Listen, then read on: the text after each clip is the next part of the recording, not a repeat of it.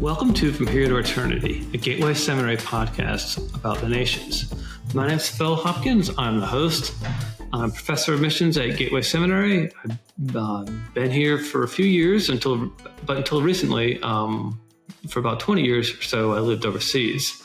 In this podcast, we address topics related to the cross-cultural spread of the gospel from here in California, across the U.S., and throughout the world. In these podcasts, these next couple podcasts are from the Evangelical Missiological Society. We had a meeting at Gateway Seminary on April 4th of 2025, the Southwest Regional Meeting, where we talked about topics related to ecclesiology and mission. And there were a number of people who presented, and in their presentations, we were able to record some of those. So we have a few of those here that have been recorded.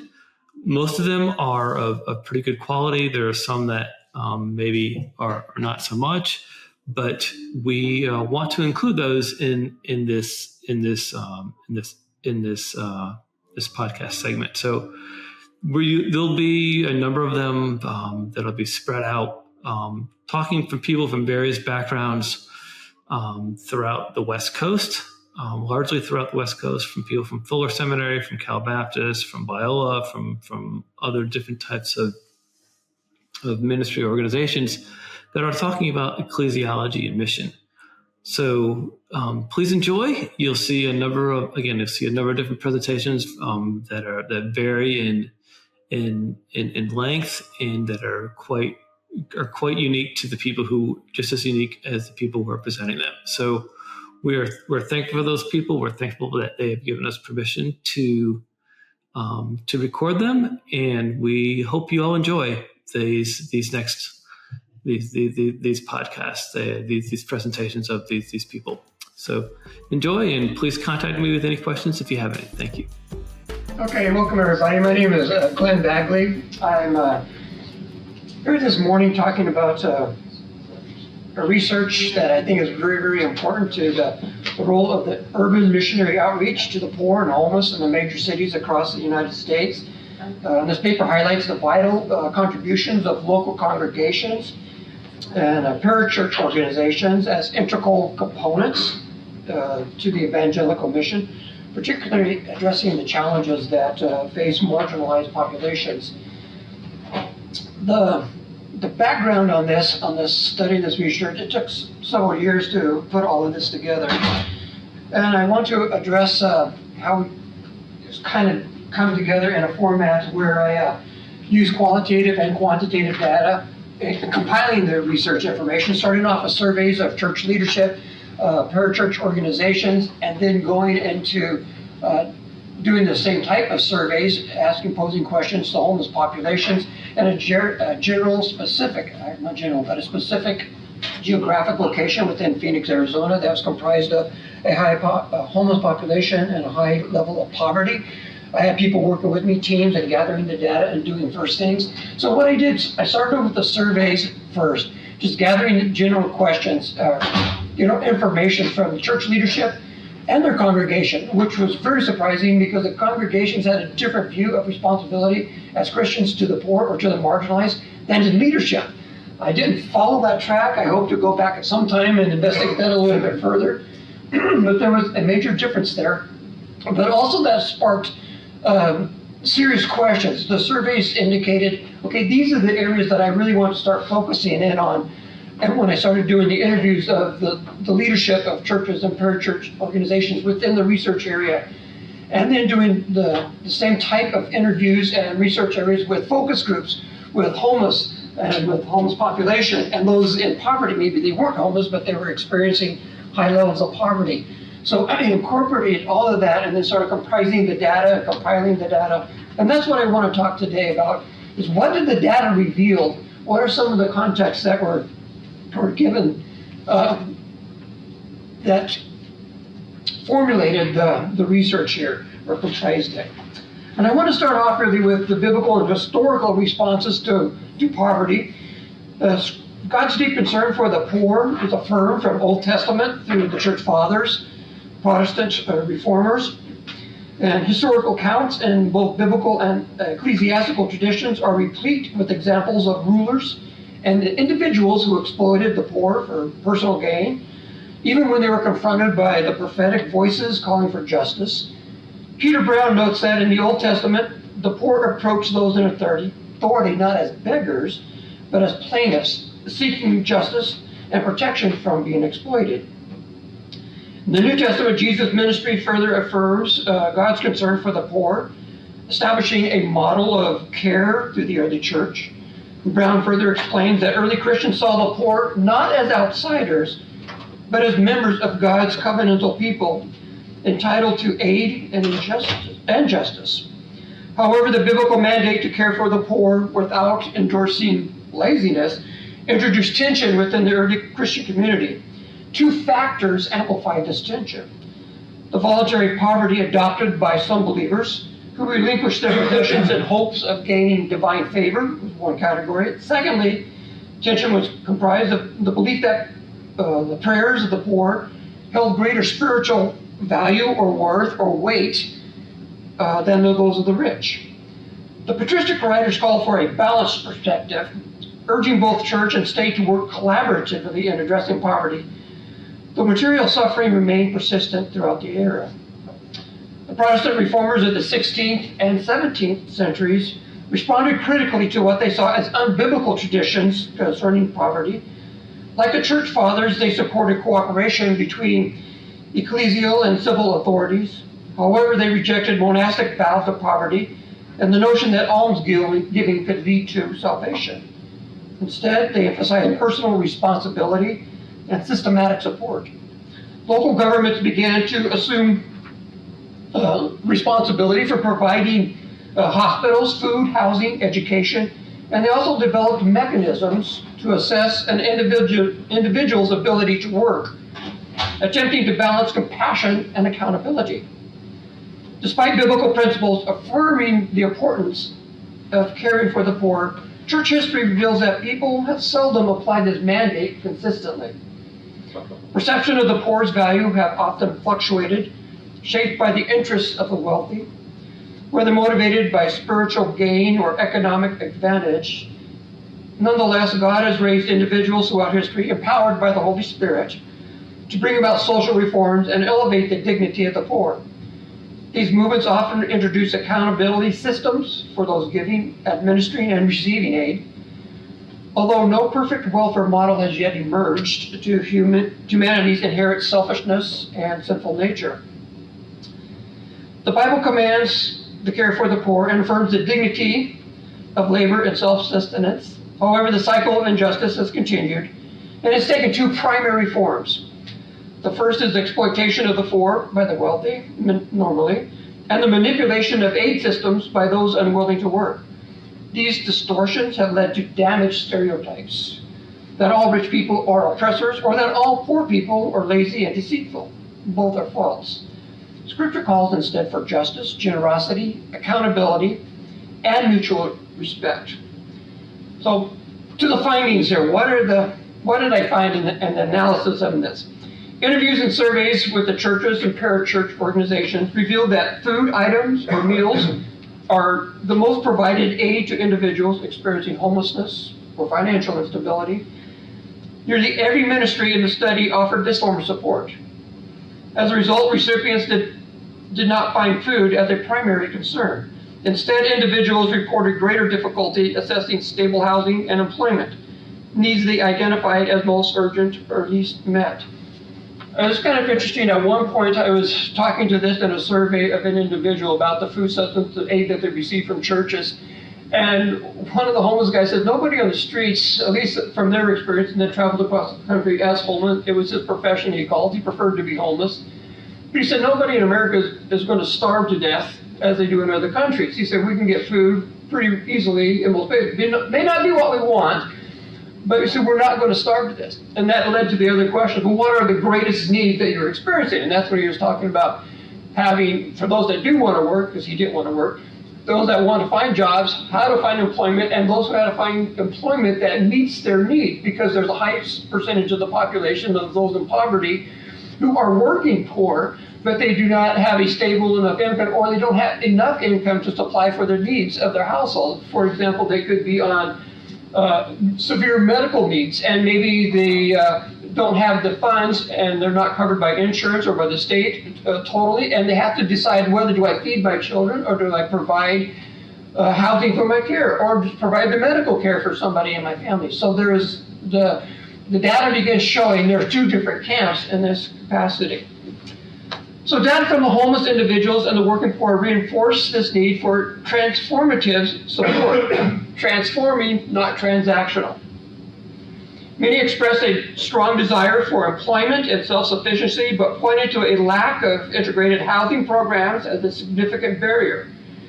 Ministries that offer comprehensive services, including housing, counseling, job training, medical care, and relational support, were seen as more effective in addressing their holistic needs. Relational engagement emerged as another critical factor in effective ministry. Participants deeply valued personal connection with the staff, being known by name, listened to, prayed for, and engaged in non-judgmental conversations. These emotionally and spiritually were found to be significant factors and interconnections that contributed to their sense of dignity and a sense of hope. That reaction from a personal level was very super important. While not all ministries can provide full-scale services, their role in meeting the immediate needs, particularly food, clothing, and emotional support, remain vital. Still, the finding support expanding access to ministries offering comprehensive, integrated care.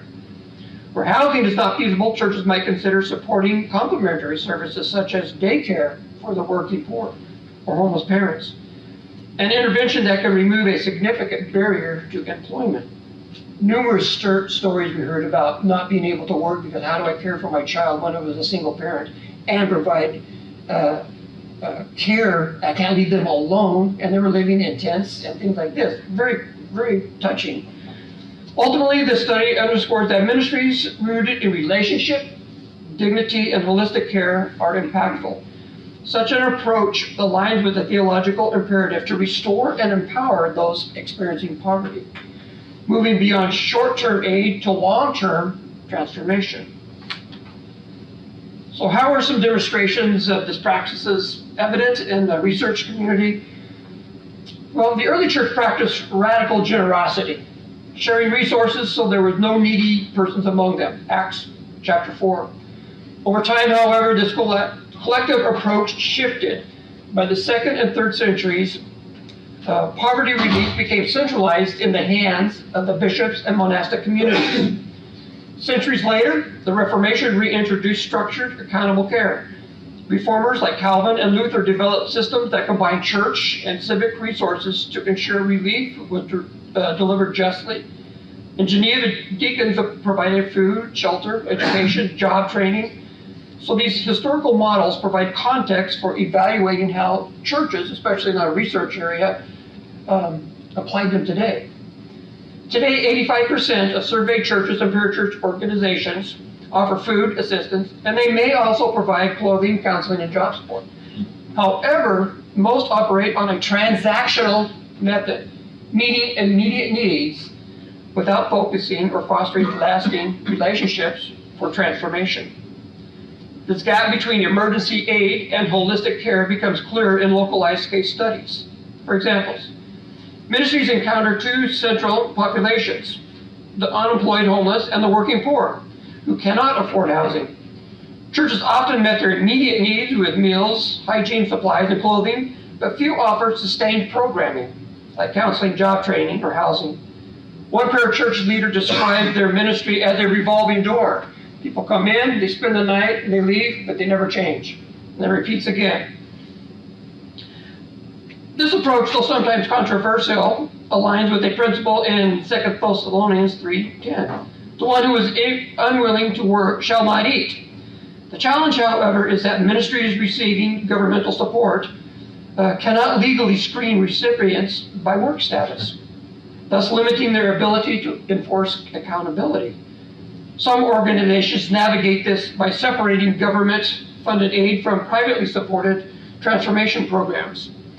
Again, this kind of creates tension because some ministries are deciding, do we accept government help to help us to fund these programs?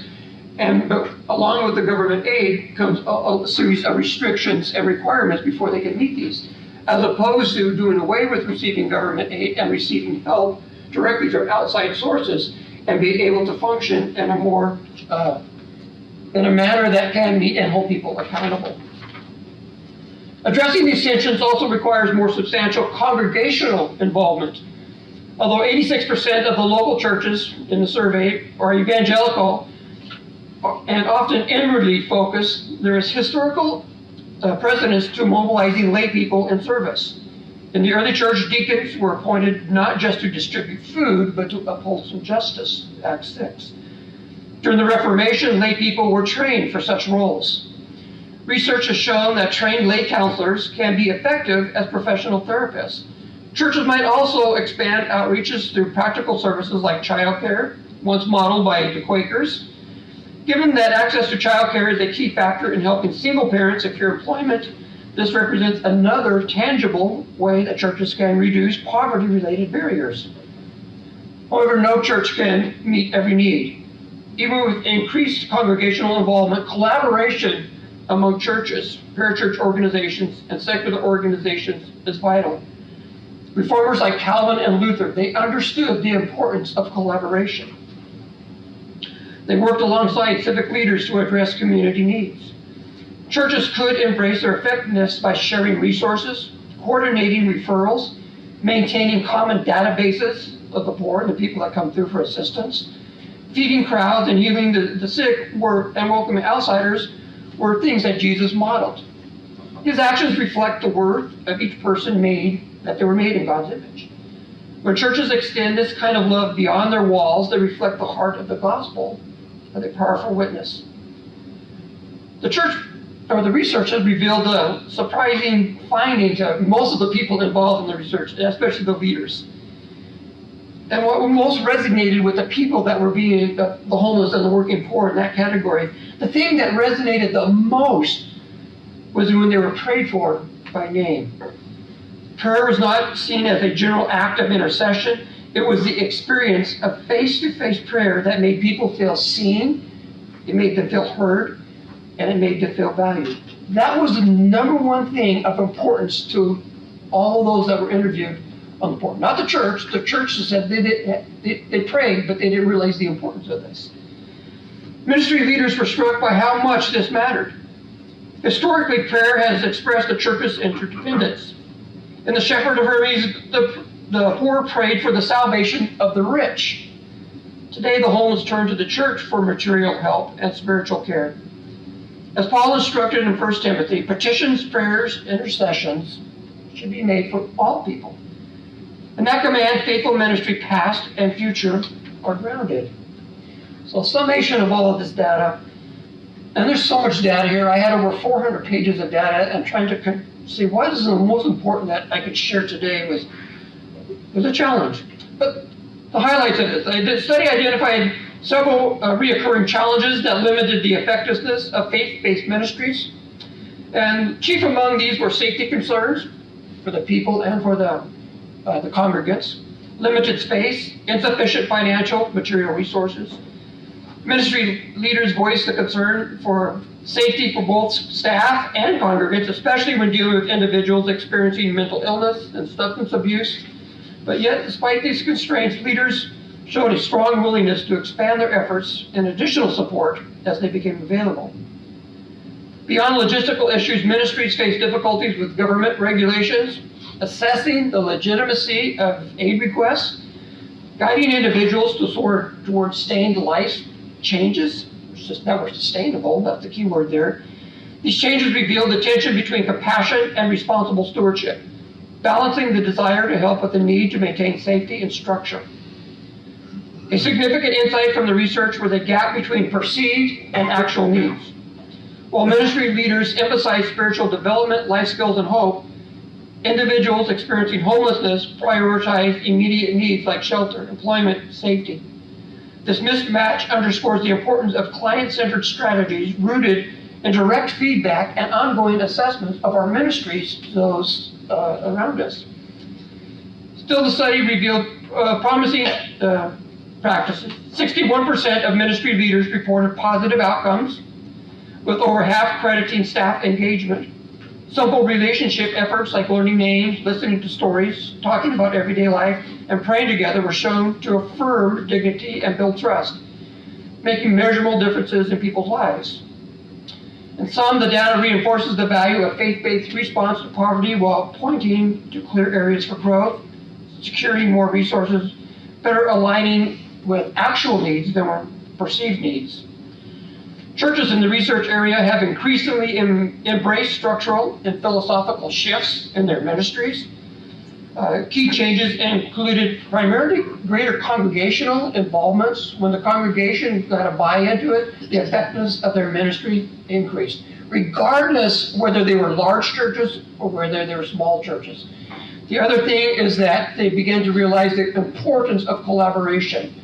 Collaborating, if they were a small church and they didn't have all these resources, but if they collaborated with parachurch organizations or other small churches, the effectiveness of their outreaches and their effectiveness of their ministry to this segment of their community, it increased. So that was also a change that was kind of fun to see. And they were willing and able to put down their barriers and embrace collaboration. Man, that's such a big word anymore, isn't it? It's such an awareness that we collaborate more. The effectiveness of our ministry is really important. So in conclusion, the ministries in the research area are not just starting from scratch. In many ways, they're restoring ancient practices, biblical practices of justice, compassion, community leadership, accountability, and prayer. Their vision shifts from transactional to transformational. That was a big change too. We just don't want to have a transactional interaction. We want to be more interested, we were more interested in transforming lives. How do we do that? Let the local church hear the voice of the homeless and respond with the mind of Christ and the hands of his body. And may God's grace empower us to fulfill Acts 4. That there be no needy person among them. That should be our goal. Well, thank you. Questions? I've been starting to get involved in the food pantry program at my church for the first time in my CMC Vicarage project for Concordia. So it's been secular. So I'm going over there, and I'm talking to the folks, and we're getting into some discussions, inviting them to the Lenten services, and so on and so forth. What I noticed, I'm so optimistic about this. Wow, it's great, we're feeding people. So when you start talking to people, you start hearing that there's evidently a circuit of churches that they'll hit. Sure. And they'll load up on food. Yep. And a lot of them are telling me it's great, I don't have to buy groceries anymore. A lot of them are driving up in, that's just what I noticed, very nice vehicles, nicer than mine, new Apple Watches, the latest iPhones, new Nikes. So it's a little disheartening, my first initial foray into this. Now I know you said there's no vetting process, you can't say, well, do you have a job, what's your income statement? Obviously, you can't do that if you're supported by any sort of local government. But is this common? And how do we solve this? Are we being taken advantage of? How do you get around that? Well, yes, we're being taken advantage of. That does occur. I don't have a remedy to stop that. Some have, one of the processes here of collaborating, keeping data. Okay, you come to this church for help, and then we just put it into a common database that is shared by all the churches in the local community. Then they go to another one where you're receiving aid. So from this other church, kind of tracking it that way. But my take on this, and for most of the churches and the leadership that I dealt with, this is a common problem. This is going to happen. But also it's really legitimate when you have people coming up here that are in dire straits. They may have never, ever, ever come to a food bank before. They're ashamed, they're embarrassed, they're in tears, they're crying. You will definitely have those as well. And so I'm not going to throw the baby out with the bathwater. Maybe I'm going to have some people take advantage of me, but I'm willing to allow that to happen so I can minister effectively to those that do.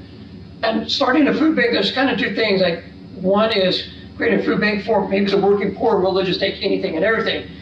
But if there's some people that are homeless and they've been homeless for a long time, or they've been poor, there's certain foods that they cannot even eat. You know, okay, we'll give you a bag to help out the homeless. Well, you give them granola bars and food substances, but their teeth are so bad that they can't even eat half the stuff that is given to them. Peanut allergy or something. Yeah, exactly. So just be conscious of those kinds of things, doing it. And again, I don't know if there's any perfect way, but the more that you collaborate with other churches, what things are they providing? Are there other food services that are doing the certain things? Maybe there's something else that you can provide too. Legitimate questions to ask. Thanks.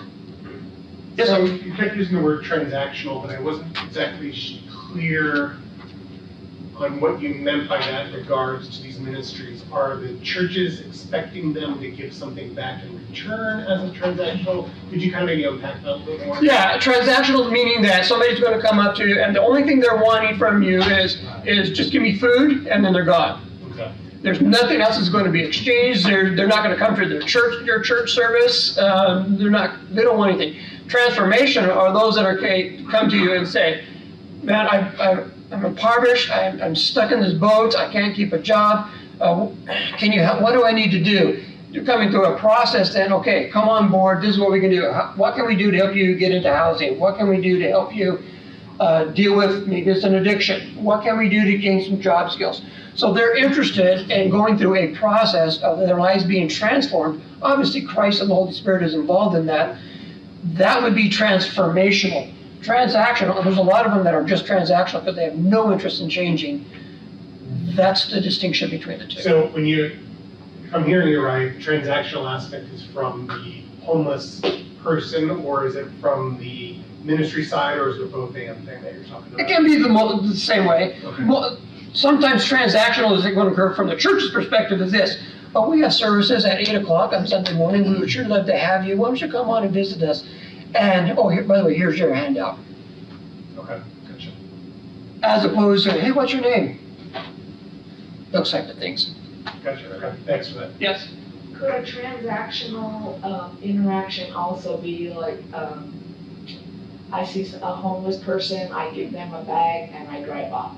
That would be That's like a transaction, just an but exchange. we never have any interaction after that. Exactly. Versus a transformational, maybe, if I'm correct, would that be teaching skills so that they can get jobs, get off the street? Exactly. Yes, sir. So you mentioned one of the big things that seem to be in short supply is employment opportunities Yes. for the people that want them. Are you familiar with approaches or strategies that have been effective in addressing that and finding things that they're able to do where they are, or does it always involve trying to give them training or other things like that? Is it just I know a guy who needs some help kind of thing? There's the ministries that incorporate that do, actually the Catholic services do a really good job on that. What they do, they evaluate you, they can. What job skills do you have? Do you already have a trade? What's going on? That kind of thing. Are there skills that are marketable that you can apply? If they don't have those skills, then it comes into the process of, let's develop some skills. And we find that a lot of people that are homeless especially, it's caused by drugs and alcohol, substance abuse, or mental illness. It's kind of interesting. Let me change it a little bit. Really interesting is that when I first started this research, probably about 10 years ago, the data was showing that a third of all people that were homeless had substance abuse or mental illness. Now, since COVID and there's such an uptick in homelessness, that data has shifted so that almost 2/3 of people on the homeless are homeless or because of substance abuse or mental illness. And so that meant before there were legitimate reasons that were not drug related that people were homeless. There was a variety of reasons. So that means that there's a segment of our population, even though it's changing, that are homeless that are things beyond of their control. Sicknesses or loss of jobs or things like that. So to get back to answer your questions, finding that skill set, being able to develop that skill set, possibly helping you go through a program to get you off of drugs and substance abuse. That is an accountable program that actually works, that can train you and work with you and go through that. So there's some most of these happen in parachurch organizations. They have the facilities and the personnel and the staffing to make those kinds of things happen. Does that answer? Yeah. Anyone else? The larger the church, the more things they had going on, but it does not mean that if you're a small church that it cannot be effective, but your effectiveness is definitely increased by being willing to collaborate with maybe other denominations even and working together. It makes us, and the thing I can leave with you guys, relationship, relationship, relationship. That is the key to transformation. So just, I have a buddy that runs a ministry here in Southern California called Charity on Wheels. And that's, Oh, I've heard of those, yeah. okay, yeah, that's his whole thing, building relationships. And I like when you were talking about going back to kind of the Protestant model of both church and government, because I would say that's kind of really how he works, because he's got these connections with the different government agencies to help get people out of poverty or out of homelessness kind of thing. So it really is a both and with how but it starts with the relationship. It starts with him going out with a coffee and a box of donuts and going to the places where the tent cities are at and building those connections. So I appreciate you sharing that. It's kind of interesting because Luther, I think Calvin later on, but Luther started a community box where he worked with the civil government providing aid where contributions were collected and there was a lock and key and type of thing, but the government and the church leadership works together to distribute the goods amongst the people. And to Luther's credit, he was really engaged in that, hopeful that it worked. But it didn't work. After like 5 years, he was so frustrated. You know why it didn't work? Because the government saw how much people were bringing in and they got their hand in it. And so the more the government got involved, the effectiveness and the things that Luther wanted to accomplish just went out the window. And Calvin kind of dealt with the same thing years later. So government involvement and collaboration, I think it's important, but it would be nice if governments allowed the church to function as the church, and I think our society could benefit so much more. I think I'm out of time. Right.